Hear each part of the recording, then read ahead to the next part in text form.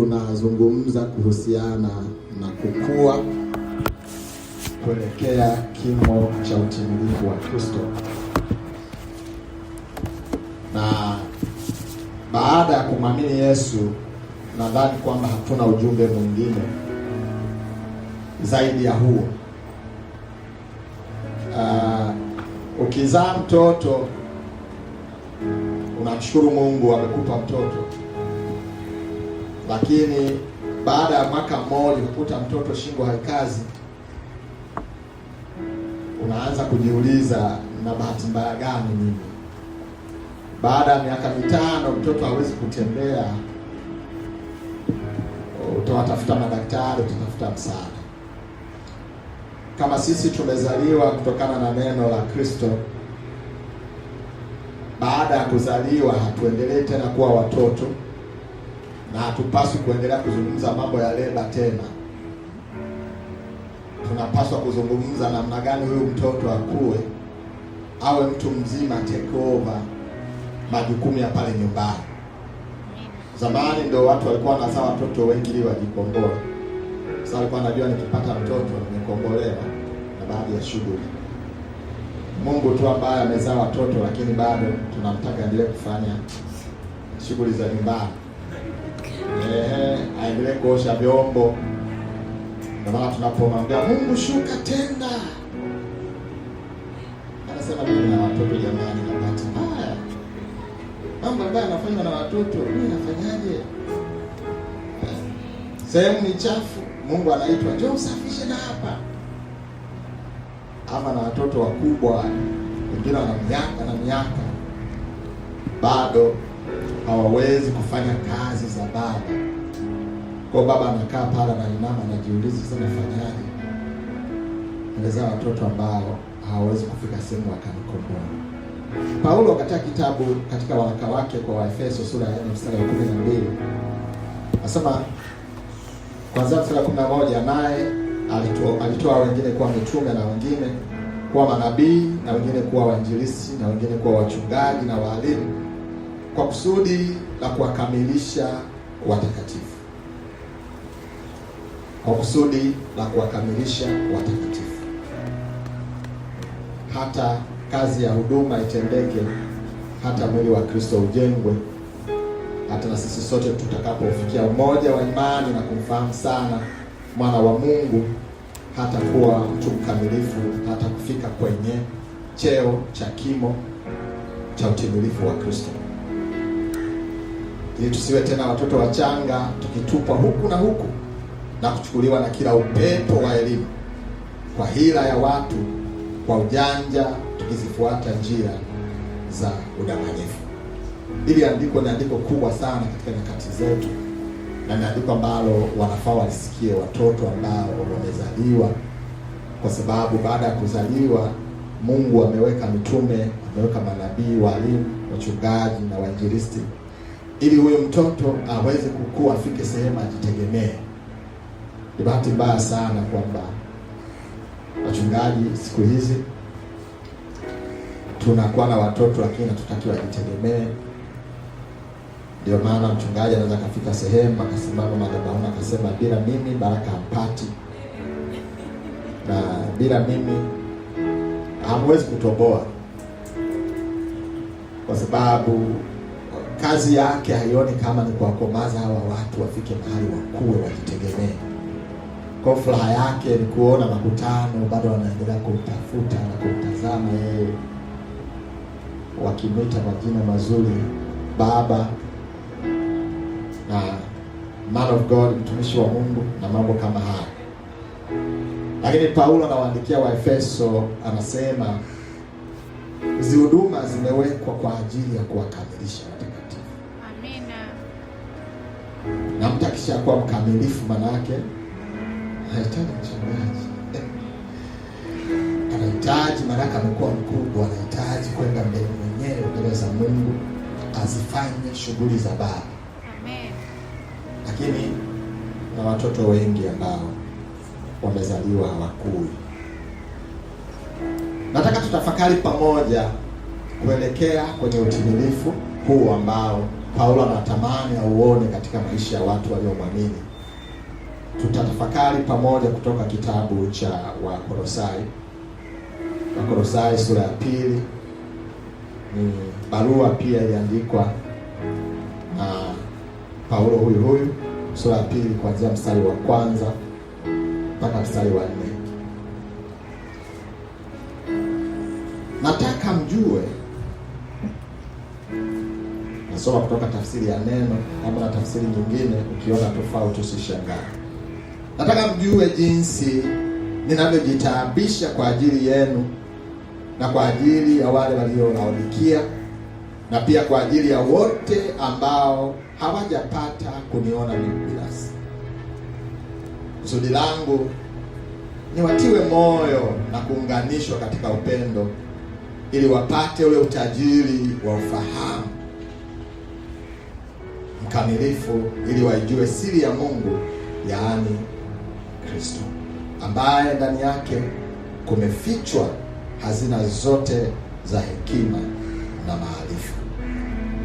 Nawaambia mambo haya ili mtu yeyote asiwadanganye kwa maneno matamu. Jina la Bwana libarikiwe. Amen. Wale wazungu, naomba mniruhusu nisome The Passion. Ameandika, I am contending for you that your hearts will be wrapped in the comfort of heaven and woven together into love's fabric. This will give you access to all the riches of God as you experience the revelation of God's great mystery, Christ.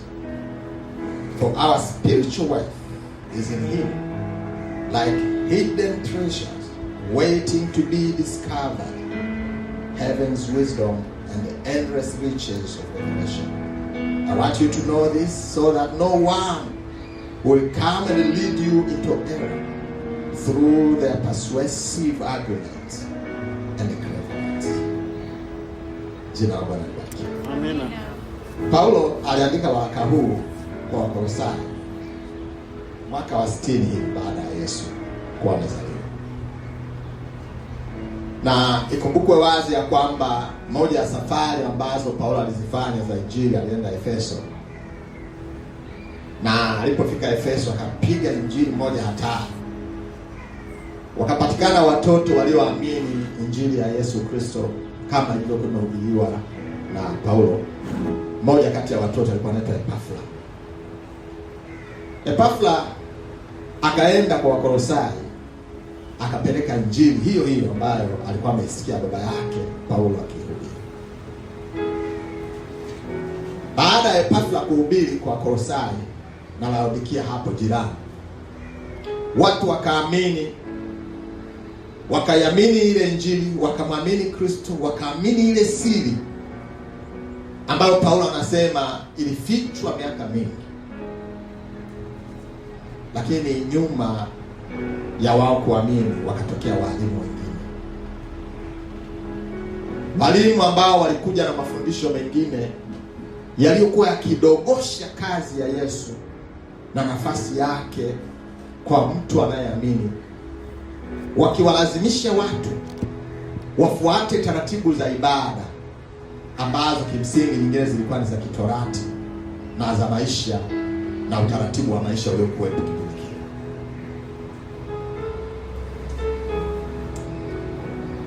Nyakati hizi ni nyakati ambazo Injili ikihubiriwa, adui anachofanya ni kujaribu kuidailuti. Anajua umepokea ukweli, lakini atajitahidi aweke doa kidogo kwenye ule ukweli, kwa sababu ukweli unaoweka huru ni ukweli kamili, sio ukweli nusu. Jina la Bwana libarikiwe. Amen. Na nadhani kwa wachungaji na watu ambao Mungu amewapa dhamana ya kusimama, jambo kubwa ambalo wanalo katika kuwakamilisha watakatifu ni kuwalinda na haya madoa ambayo walimu wengine huwa wanafuata nyuma kutia ndani ya mioyo ya watoto wanaokuwa wameamini. Amen. Nyakati hizi ni nyakati ambazo watu wameokoka lakini bado wako gizani. Nikija nyumbani kwako usiku ukiwa na giza tororo, nikakwambia nimekuletea taa, ukanikaribisha kwa furaha kwa sababu TANESCO wamekufanyia mambo ambayo sio, umekata umeme, unasikia kuna rafiki yangu, jamaa yangu anakuja ananiletea taa, moyo wako utachangamka kwamba kumbe itapata nuru. Lakini nikifika pale ndani ukanifungulia nikaingia, bado kaendelea kuona giza, ujue nilichokileta sio taa, nileta kitu kingine. Kama tumemwamini Kristo, kama tumeamini injili ya ufalme wa Mungu kama ilivyoletwa na Yesu, bado tukawa tuko gizani, kuna uwezekano mkubwa tulichokiamini sio ile injili.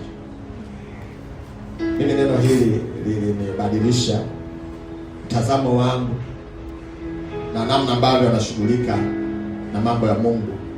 Baada ya kutazama nikaona kuna giza mahali bado lipo, nikaanza kuhoji kile nilichokiamini, kwa sababu hakuna mahali ambapo giza lilishindana na nuru likashinda. Kwanza ukweli wenyewe ni kwamba giza huwa halipo. Giza maana yake ni kukosekana kwa nuru.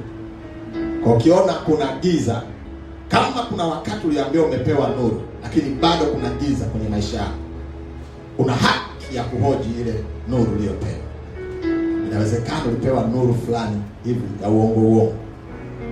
Lakini nyakati hizi ndi nyakati ambazo watu wengi wameamini na watu wengi wanampenda Mungu.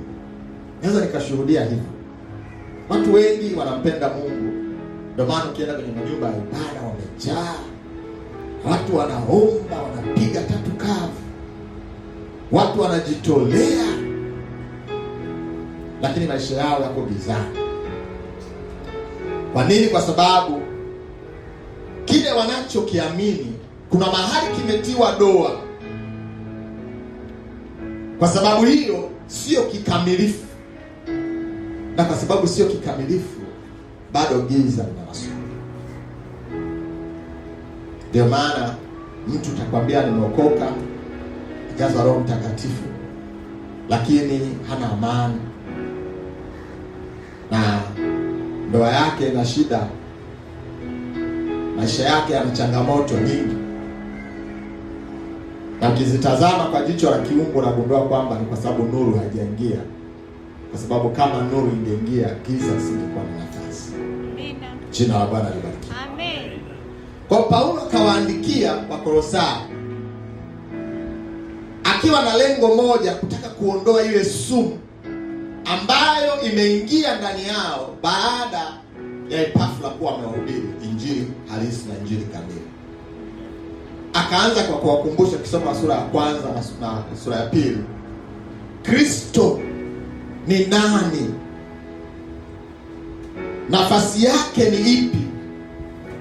Vile ambavyo Kristo ni kichwa, vile ambavyo Kristo ndio Mungu mwenyewe aliyedhihirishwa kwa namna ya kibinadamu ili tumuone, na kwamba utimilifu wote wa uungu umefichwa ndani yake. Akiwa na maanisha kwamba akija mtu mwingine akawaambia tofauti, msisadiki. Yesu Kristo ni complete set. Amen. Ya Mungu. Amina.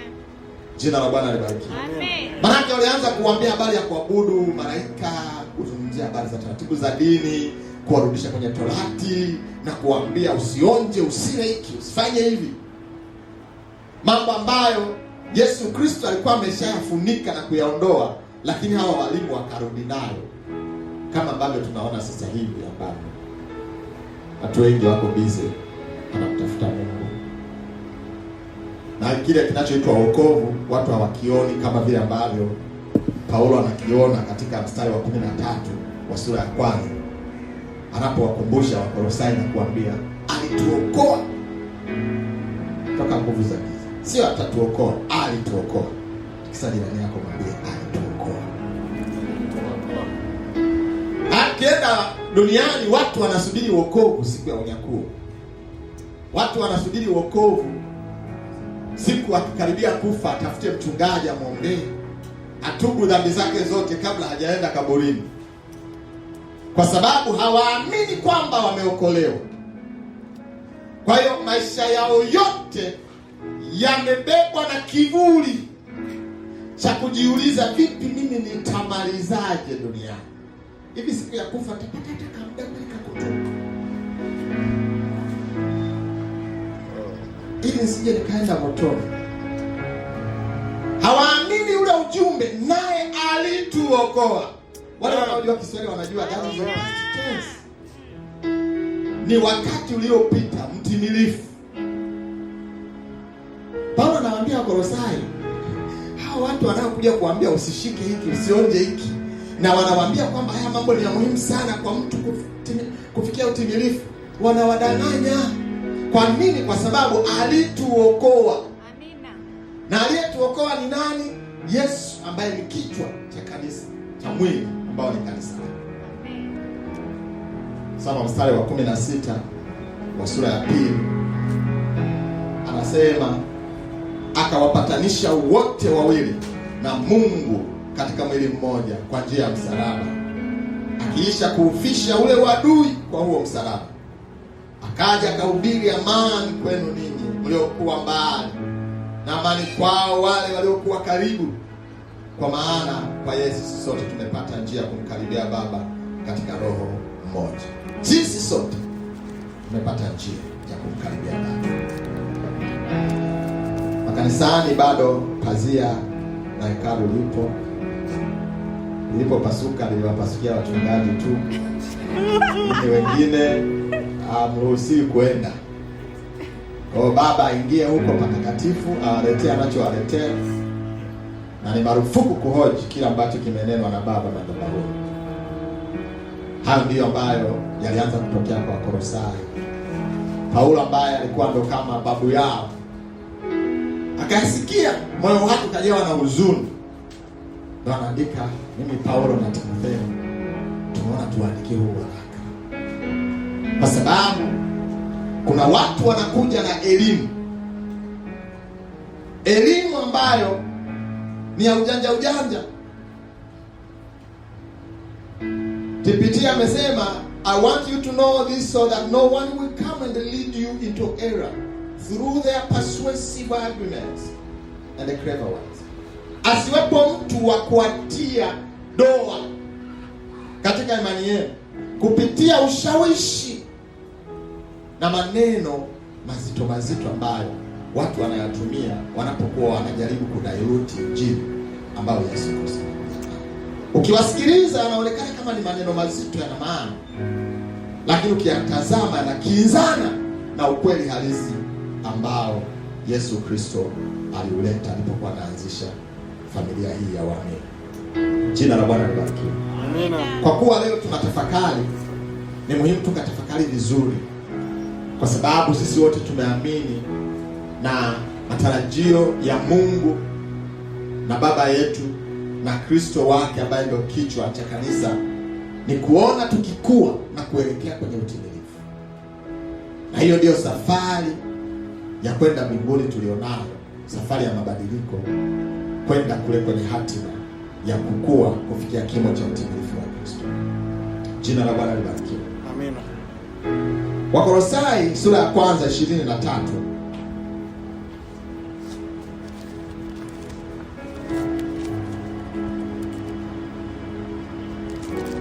Hivi andiko nilotoka kusoma lilikuwa Waefeso. Itakuwa nimechanganya watu. Ilikuwa Waefeso sura ya 1. Wakolosai sura ya 1 mstari wa 23.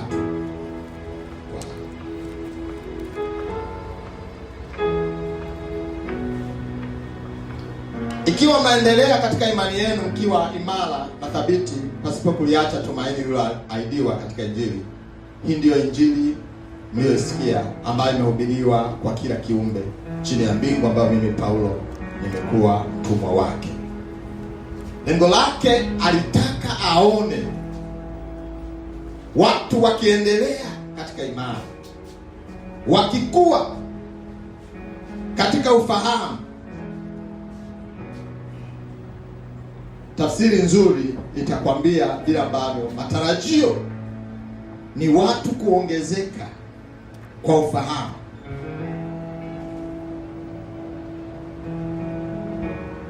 Sura ya 2 mstari wa 1 ambao tumeanza kuisoma, anasema kusudi langu, mstari wa 2, ni watiwe moyo na kuunganishwa katika upendo wapate ule utajiri wa ufahamu.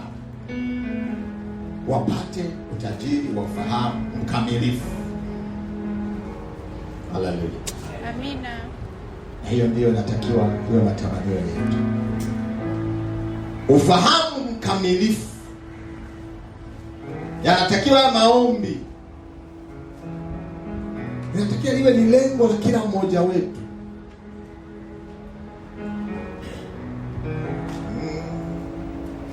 Haya ni maombi yangu kwako Bwana, nifundishe njia zako. Haya ni maombi yangu kwako Bwana, nifundishe njia zako. Ni maombi, haya ni maombi yangu kwako Bwana, nifundishe njia zako. Nikujue, nikujue Bwana, nifundishe njia zako. Nikujue, nikujue, nikujue Bwana, nifundishe njia zako. Nikujue, nikujue, nikujue Bwana, nifundishe njia zako. Nikujue, nikujue, nikujue Bwana, nifundishe njia zako. Haya yanatakiwa ni maombi yako. Baba, nifundishe njia zako. Baba, nifundishe njia zako. Natakiwa uwe ndio wimbo wako asubuhi, mchana ukiamka, jioni, usiku. Baba, nifundishe njia zako.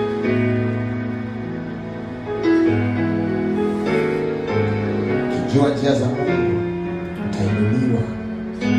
Utatembea kwenye viwango vile vya kiungu. Utakuwa kama tai ambaye hahangaiki kuruka na kuku.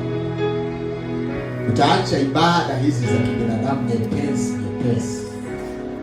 ibada ambazo hazitokani na kweli, ibada za kumwambia Mungu, maadui zangu waache waishi, waone tukinibariki.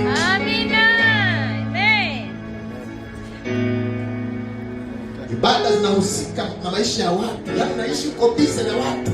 Wananitazamaje, wananionaje, wanafanya kama nini? Kwa sababu wewe ni kuku, unaishi na kuku. Lakini kama ungemjua Mungu, ungeinuliwa viwango, usingehangaika na wanadamu hata Kabisa. Amen.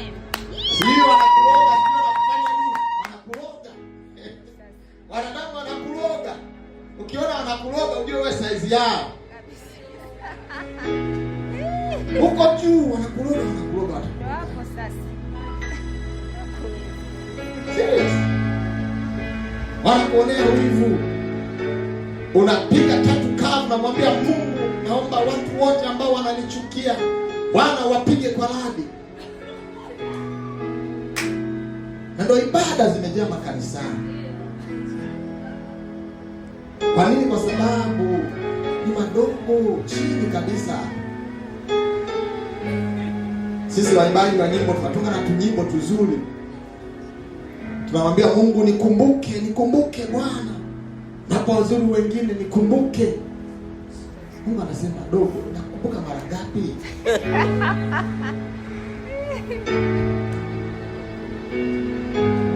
Baada zimejaa mashaka. Lakini Paulo anasema mliokolewa. Andiko lingine la Kolosai sura ya 3 mstari wa 1. Tunatafakari kutoka Kolosai. Amen. Basi mkiwa mmefufuliwa pamoja na Kristo. Amen. Yatafuteni yaliyo juu Kristo aliko. Ameketi mkono wa kuume wa Mungu. Amina. Yafikirini yaliyo juu, sio yaliyo katika nchi. Kwa maana mlikufa na uhai wenu umefichwa pamoja na Kristo katika Mungu. Kiwa mlifufuliwa pamoja na Kristo. Sasa sembaka ujue kwamba ulifufuka. Sadi. Mpaka ujue kama umefufuka. Tukisa jirani yako muulize, unajua kwamba wewe umefufuka? Sasa ili andiko la kufufuka ni andiko ambalo sisi huko makanisani tunasubiri kufufuka Yesu akirudi. Tunasubiri kufufuka Yesu akirudi, parapanda italia, tutawatangulia waliolala. Andiko amesema, andiko maarufu sana tunalisoma kwenye misiba. Ndio tunasubiri kufufuka. Kwa hiyo tuko busy tunasubiria siku ya ufufuko. Lakini Paulo anawaandikia Wakolosai anasema mlifufuka. Haleluya. Amen. Maana kama mlifufuka lazima tukubali kwamba mlikuwa mmekufa. Amina. Jina la Bwana libarikiwe. Amina. Sasa mlifufukaje? Ndio pale ambapo sisi wa Pentecoste wenzangu upo. Sasa Pentecoste tunajua kabisa kwamba Yesu alimwaga damu yake msalabani. Ile damu ile ambayo sisi madaktari tunaijua zaidi, tunaichambua. Pasipo kusema kwamba Yesu alichotoa ni uhai wake ambao symbolically uko kwenye damu. Kwa tukisema ulifufuka tunamaanisha kwamba Yesu alikupa uhai wake. Amina. Kwa uhai ulioko ndani yako sio ule wa kwako, ni wa Kristo. Uko hai kwa sababu kuna uhai wa Kristo uko ndani yako ambao hauwezi kuondolewa na mtu yeyote. Jina la Bwana libarikiwe. Lazima ukweli huo utangulie kwamba mimi niko hai na uhai huu nilionao sio wa kwangu, ni uhai wa Yesu ambao alijitoa akafa akanipa uhai wake, akanifufua nikafufuka. Amina. Kwa niko hai katika Kristo Yesu. Paulo anasema si mimi tena ninayeishi bali Kristo ndani yangu. Amina. Haleluya. Kwa kweli usipoingia au ukisema baba tafakari yaliyo juu wapi? Kwa sababu hiyo juu yenyewe huwezi kuiona mpaka ukweli wa msingi utangulie. Kwamba wewe uko hai, una uhai wa Kristo ndani yako. Na uhai wako wewe si wa kwako, ni wa Kristo. Jina la Bwana libarikiwe. Lakini ulivyofufuka hapo hapo ukafa. Mambo hayo mawili yanaenda pamoja. Ukafa kwa maana ya nafsi yako. Paulo anasema mlikufa pamoja na Kristo. Na mambo hayo mawili yasipoambatana, mwili utakusumbua. Mwili utaonekana una nguvu, lakini mwili uliokufa unakuwa na nguvu. Kama utu wako wa kale ulikufa, ukiona mwili una nguvu ujue wewe bado ni kuku, sio utari. Mwili unaweza ukarudi kwa sababu wanasema maji yanachemka sawa baridi. Maji yanachemka sawa baridi. Kiacha yanakuwa baridi. Kwa asili ya mwili usipojua kila leo kwamba mwili wangu ulikufa, unaanza kurudi kidogo, unaweza kushangaa mwili umesharudi. Lakini mambo haya mawili yanaenda pamoja. Mlikufa wakati huo mlifufuka. Na Paulo anapoandika nyaraka zake anasema amka wewe usinziaye, ufufuke kutoka kwa wafu. Haleluya. Mstari wa 3 anasema mlifufuliwa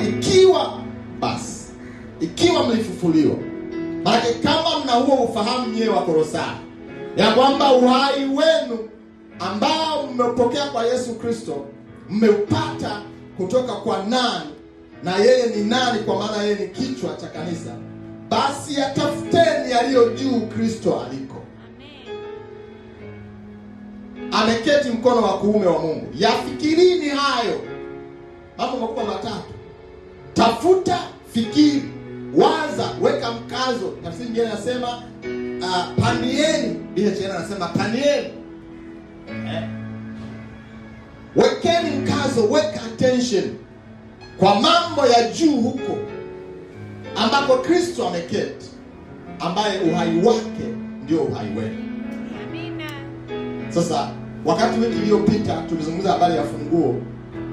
Leo tuzungumze namna gani ambayo ndo kutafakari mambo ya mbinguni.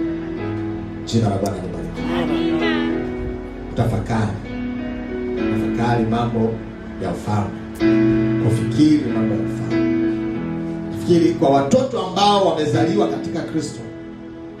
Kama kuna eneo ambalo kuna shida ambayo lazima lishughulikiwe, ni katika hili eneo la kutafakari na kuwaza na kufikiri mambo ya juu. Dunia na mfumo wa kanisa umejaribu kutuonesha kwamba kutumia nguvu nyingi kutafakari mambo ya ufalme lazima kuambatane na udhihirisho wa mambo hayo kwa namna ya kibinadamu, kama alivyodhani pia kwamba ufalme wa Mungu ni ufalme wa kibinadamu. Na watu tukiingia kanisani kubarikiwa, sema umebarikiwa, lazima tuone the physical blessings ambazo umebarikiwa nazo. Kama bado hauna nyumba, unaonekana hujabarikiwa. Kama bado hujaoa, unaonekana hujabarikiwa, au kuolewa, unaonekana kama hujabarikiwa hivi. Maana tunapokuwa tunaanza mwaka na tuna matamko mengi tu ya mwaka wa kuvunja laana, mwaka wa kubarikiwa, mwaka wa kuhamia kwako, mwaka wa kupata ndoa yako na vitu kama hivyo. Kwa nini? Kwa sababu tunawaza kwamba unapotafakari mambo ya mbinguni lazima yadhihirike kwa namna hii ya kibinadamu. Na huo ndio uongo ule ambao nimezungumza, ambao mafundisho haya yanaleta ili kuweza kudirect ile kweli. Jina la Bwana libarikiwe. Kazi kubwa tulionayo kanisani ni namna gani muamini atumie muda wake kuishi mbinguni akiwa yuko duniani. Amen. Jina la Bwana libarikiwe. Amen. Ni kwa namna ipi unaweza ukawa huko hapa duniani tunakuona unatembea, lakini wakati huo uko mbinguni? Nafikiri hilo ndio somo kubwa ambalo tunatakiwa tulizungumze. Na tukiweza kusaidiana tukawa tunaishi mbinguni tuko duniani, tutakuwa tumemaliza shida nyingine zote tunazoziona. Jina la Bwana libarikiwe. Ule uwezo wa kutembea uko barabarani unaendesha gari, lakini mbingu inaendesha gari. Amina. Uko kazini unafanya kazi, mbingu iko kazini. Uko connected 24/7. Sio unakuwa connected wakati unakuja kwenye ibada. Hapana, ukija hapa kanisani unakuja tu kupata neno, lakini ukitoka hapo uko connected na saa 24. Ni matamanio ambayo moyo wangu nayo kwako na kwa kila mmoja wewe, kwamba tuanze kuishi mbinguni sasa hivi. Tusisubiri yale mafundisho ya kwenda mbinguni yatuteke tukae tuendelee kuishi duniani na shetani atuonee hapa duniani. Mpaka pale ambapo mtu anaishi mbinguni akiwa duniani, ndipo shetani anageuka na kuwa si kitu na si chochote. Na ukweli wenyewe ni kwamba shetani kwanza huwa hayupo. Neno kwa shetani huwa hayupo. Shetani ni ujinga. Ni ujinga. Hali penye ujinga mwingi kuna shetani mkubwa. Ndio maana kama utakumbuka miaka hii, mahali ambapo elimu ilichelewa ndio mahali kulikuwa na wachawi wengi.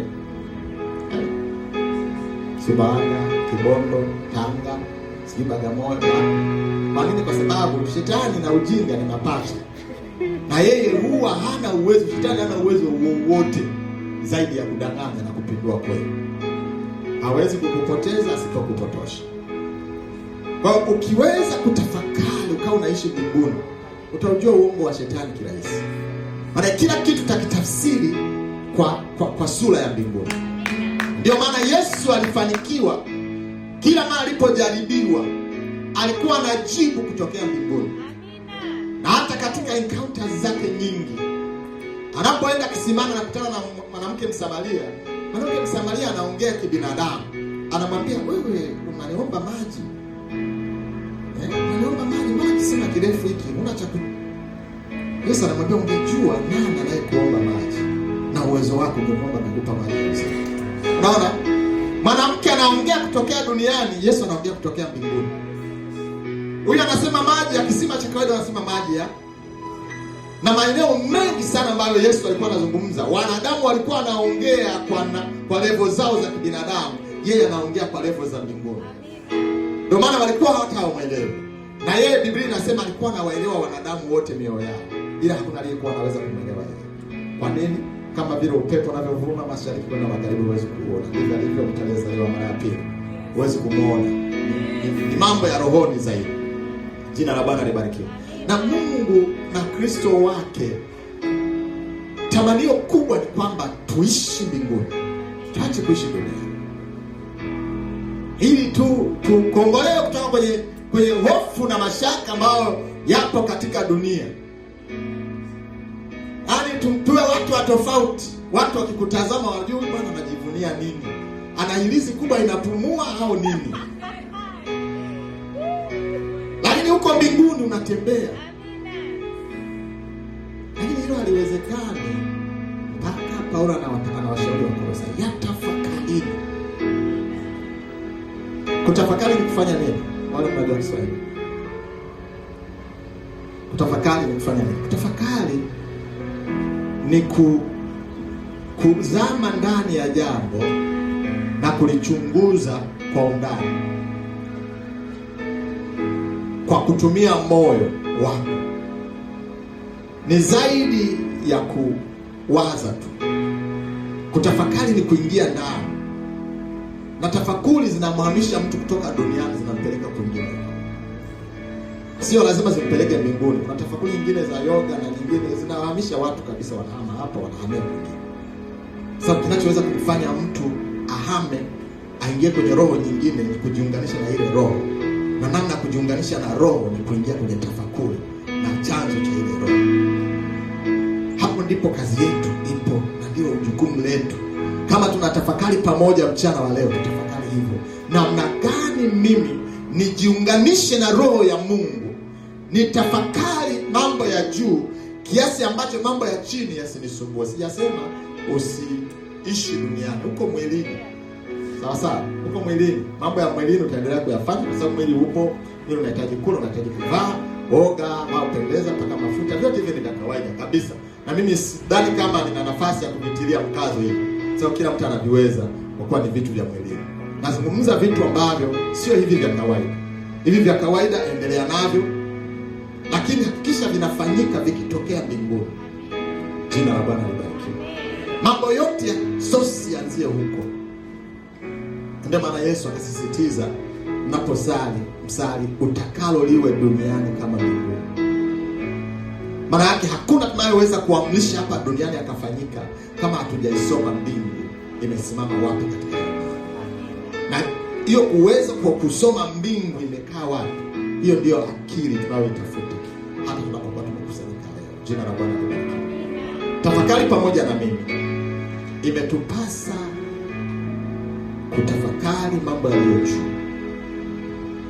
Paulo anapowaandikia Warumi, katika Warumi sura ya 12 mstari wa 2, anasemaje? Tafsiri ya NLT.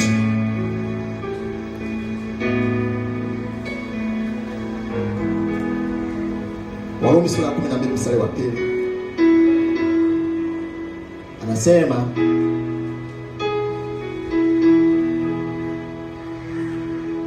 umefika?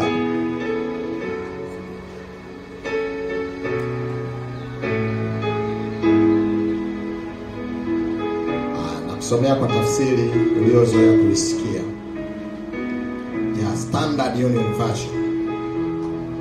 Anasema, wala msifuatishe namna ya dunia hii, bali mgeuzwe kwa kufanywa upya nia zenu, mpate kujua hakika mapenzi ya Mungu yaliyo mema, ya kumpendeza na ukamilifu. New Living Translation Kizungu inasema, don't copy the behavior and the customs of this world, but let God transform you into a new person by changing the way you think. Then you will learn to know God's will for you, which is good and pleasing and perfect. Hapo pigia mstari, by changing the way you think. Sasa mtu muulize, wewe unafikiriaje? Kumbe tunapokuwa tumemwamini Kristo, kuamini Kristo kunaambatana na kubadili namna ya kufikiri. Amina. Na usipobadili namna ya kufikiri, nia haiwezi kubadilika. Huwezi kufanana na Kristo kama unafikiri kutokea duniani. Anaposema by changing the way you think, anamaanisha kwamba unatakiwa uanze kufikiri kutokea mbinguni. Ndio maana nimetangulia kusema msikopi, msinukuu, msifanye kama wanadamu wanavyofanya, msiwaze kama wanadamu wanavyowaza, msifikiri kama wanadamu wanavyofikiri. Nyie mnatakiwa mfikiri vingine. Kwa nini? Kwa sababu fikra zenu zinatokea kwingineko, sio hapa ambapo wanadamu wanafikiri. Na hiyo ndiyo siri ya mabadiliko tunayoyatafuta, siri ya kumfanana Kristo, siri ya kufikia utimilifu wa kimo cha Kristo. Tutakapokuwa tumefikia level ya kufikiri kama Mungu anavyofikiri, Shetani hatudai chochote, wala hakuna deni kokote. Adui yetu mkubwa ni sisi wenyewe, tunapokuwa tumevutwa na fikra za upande huu na kushindwa kuconcentrate kufikiri kutokea mbinguni. Ni maombi yangu mchana wa leo kwamba kila mmoja wetu atakusudia moyoni kuongeza bidii katika eneo la kufikiri kutokea mbinguni, kwa maana ya kutafakari neno, kujifunza kutoka kwenye chanzo sahihi cha neno. Chanzo sahihi cha neno ni kile chanzo ambacho kinakuletea uhuru. Ukiona kuna fundisho lolote linakutia kwenye vifungu, una haki ya kulihoji hilo fundisho.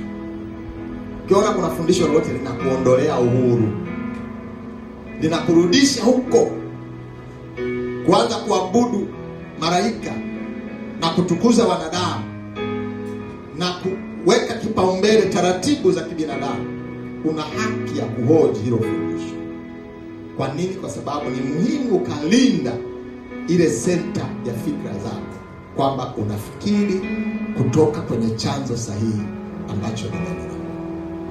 Ni wito kwetu sote mchana leo. Take time, chukua muda, tafakari mambo ya juu. Na tafakari mambo ya juu sio lazima usiende kazini. Mimi namshukuru Mungu nikiwa kazini na kuwa nimejiunganisha na mimi. Mimi sihitaji kufunga na kuomba likizo ili niwe connected na Mungu. Nina switch. Niko kwenye gari, niko mbinguni. Niko kazini, niko mbinguni. Niko nyumbani, niko mbinguni. Na ukiwa uko mbinguni, basi utagombana na mtu. Utagombana na mtu hapo. Hata mke wako ugombani, hata mume wako ugombani. Kwa sababu mtu akiongea, cha kwanza unachojiuliza ni kwamba anaongea kutokea wapi. Ukijua anaongea kutokea duniani, unamjibu kutokea mbinguni. Basi kesi inakuwa nyepesi. Lakini akiongea kutokea duniani, ukamjibu kutokea duniani, utashikana mashati mpaka kesho. Pia kuambia magomvi mengi na changamoto nyingi zilizo kwenye maisha yetu ni kwa sababu tunaongea kutokea duniani. Tungekuwa tungejifunza kuongea, kuendesha maisha yetu kutokea mbinguni, shida nyingi zisingekuwa. Tamaa na mambo mengine yote tunayoyaona yanayoshughulisha watu ni kwa sababu watu wanafikiri kutokea duniani, na shetani anaweka watu busy. Ameanzisha mavideo, kuna mavitu vingine, masinema, na hii digital amehakikisha amepopulate dunia na vitu ambavyo vinafikirisha kwa namna ya kidunia. Kila mara uko busy unafikiri.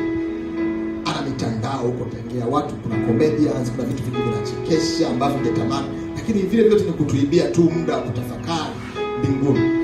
Unakuwa uko busy unafuatilia mtu mmoja sijui msanii gani ametoa kichekesho chake, na wewe uko busy anakula data zako, lakini hivyo. Kuna wengine ni wapenzi wa tamthilia, mnajijua wenyewe. Piga saa yako moja masaa mawili mnaangalia maigizo. Watu walikaa mahali wakatunga vitu ili wakuibie muda wako, wenye wa busy. Poteza muda wako wa thamani kutafakari vitu vya duniani. Sasa mimi sijasema msiviangalie, wewe utajijua mwenyewe, lakini ninachokutahadharisha ni kwamba tumia muda kutafakari mambo ya juu. Kwa sababu unavyotumia muda mrefu kujiunganisha na mbingu, tutakuona watu tofauti. Hata sura yako itabadilika, hata mng'ao wako utabadilika. Kwa sababu unajua watu watembea moyo imeinama. Moyo wako hauwezi kuinama kama unafikiri kutokea mbinguni. Watu wanatembea wanainama mpaka wanapinda mgongo. Kwa nini? Kwa sababu wamelemewa na fikra za dunia. Hofu, woga, mashaka, vyote vimefunika maisha yao. Huwezi kuwa na uso uliokunjuka kama dunia ndo inakuongoza kwenye fikra zako. Mungu atupe neema, kila mmoja wetu ahame kutokea hapa, tuishi mbinguni japo kwa tuko duniani. Watu wakitutazama naweza kuchukulia poa, lakini sio wa kawaida. Una communicate na mbingu, unaongea na mbingu kutokea mbinguni muda wote. Utakuwa mtu wa tofauti, na watu wengine wanaofikiri kutokea duniani hawatakuelewa. Hili kwa sababu wanaofikiri kutokea mbinguni huwa hawajali sana watu wanasemaje. Hautakaa kusema sasa mpaka wanielewe. Unafikiri kutokea sehemu tofauti, utakuwa ni mtu wa pekee, na watu watajua, wataona kabisa mabadiliko haya. Ninakuombea mchana wa leo, neema hiyo iwe yako. Haleluya. Neema ya wewe kufikiri kutokea mbinguni iwe yako. Geuzwe namna tunavyofikiri, ili tuweze kufika mahali tumfanane Kristo, tufikie kimo cha utimilifu wa Kristo. Hilo ndo lengo, ndo kusudi la mbio zetu, tufike pale. Tusishikwe tena na mambo yanayoonekana, tuende sehemu nyingine ambayo Kristo ametuandalia.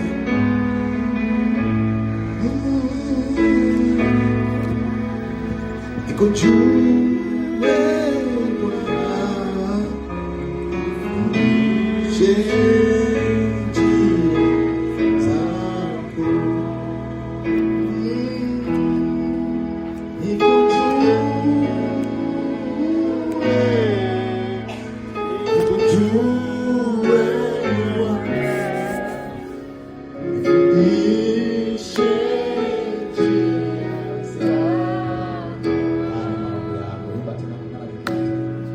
haya ni maombi yangu.